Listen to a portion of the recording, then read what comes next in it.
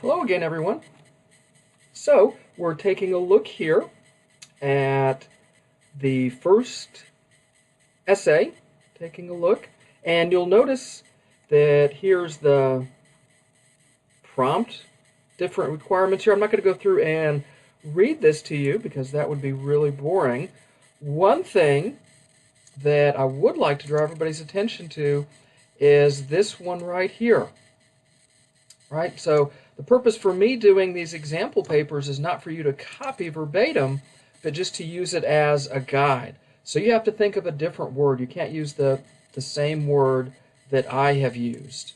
Now, scrolling. This is the example paper that I have done. I've highlighted the word that I have used, which is endure, and its different forms, enduring, endured, just to show you that the repetition of the key main idea is a good thing. This is our purpose in writing. So you want to make sure that you go in and you hit your word, you have some repetition there when you're writing your paper. Now, if we take a look at the essay here, right, one thing that we can see is this is the header. Please note that the header only appears on page 1, right? I'll repeat that. The header only appears on page 1. Now, you'll notice that the header has your name, my name, the class, and then the due date, okay? And the formatting here, this is Times New Roman font, 12. The whole paper is double-spaced with 1-inch margins, top, bottom, left, right. So be sure that you get all that formatted properly. Now, the next thing we see is this. What is this? This is the title of the paper. Now, what a good title does is that it not only lets the reader know the purpose of the paper, it tries to draw the reader in. And that's kind of a hard thing to do with, a short title, but I always encourage students to please spend some time thinking about an effective title. You never want to use out of class essay number 1 or essay number 2 as the title, because that's boring. We should try not to be boring. Now, taking a look here at this first paragraph, what this first paragraph is, it is what we will call the introduction. Right? So this is our first paragraph. It's the introduction. What an introduction should do, it should be a tell paragraph. In other words, this is going to be our purpose in writing. Now, we should also include any needed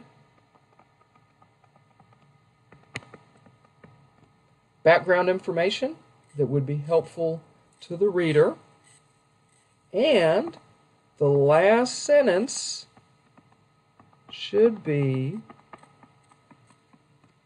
your thesis. So now, we pick up my highlighter here.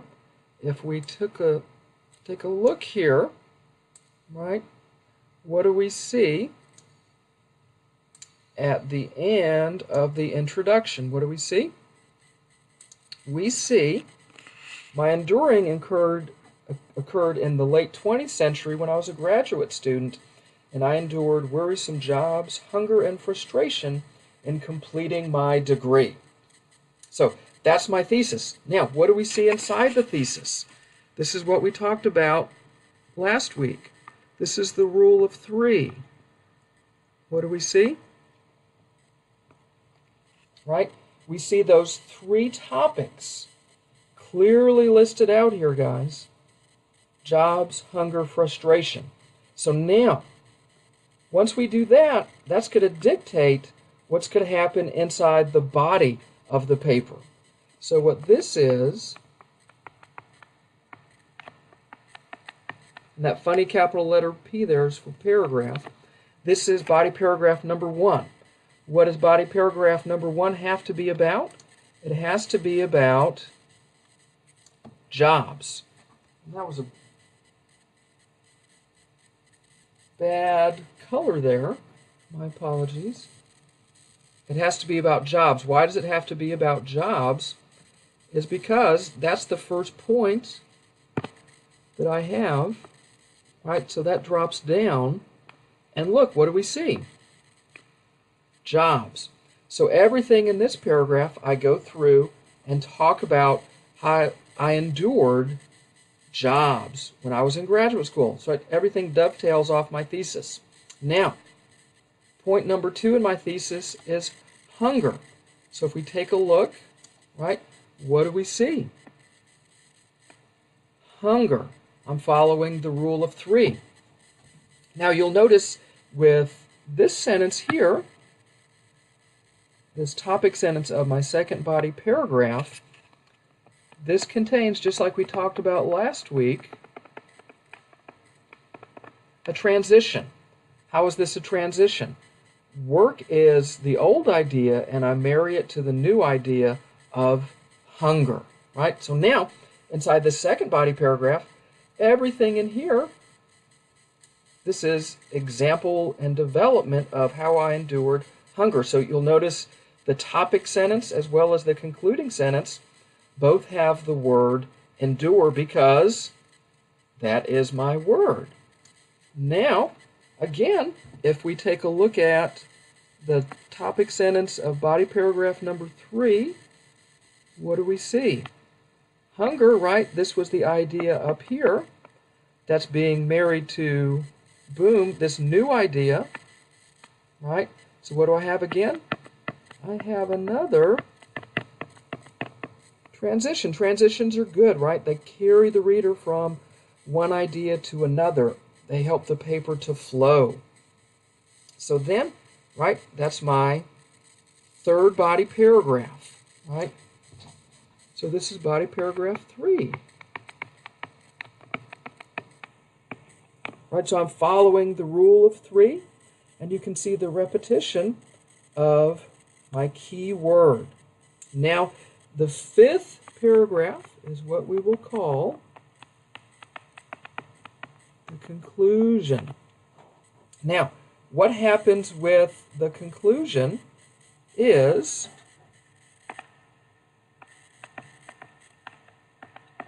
we want to end the paper. There should be contained herein some type of summary. There should be some summarization going on. We also want to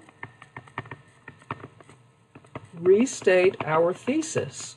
Now, this should not be a copy-paste, but it should be an echo. Right? So as you go in and you take a look here, you can see, right, what am I, right?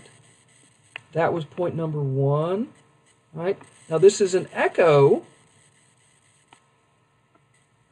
right, of the second point, and this is an echo of my third point. Boom. And you'll notice the repetition here throughout the paper of my word. Now please remember, when you end something, when you end a paper, it's not one of these summer movie sequels, okay? We have to avoid new ideas. You don't want to open up a can of worms when you're ending things. So there we go. And please pay attention to the word count there. So I'm under the word count, 5 paragraphs.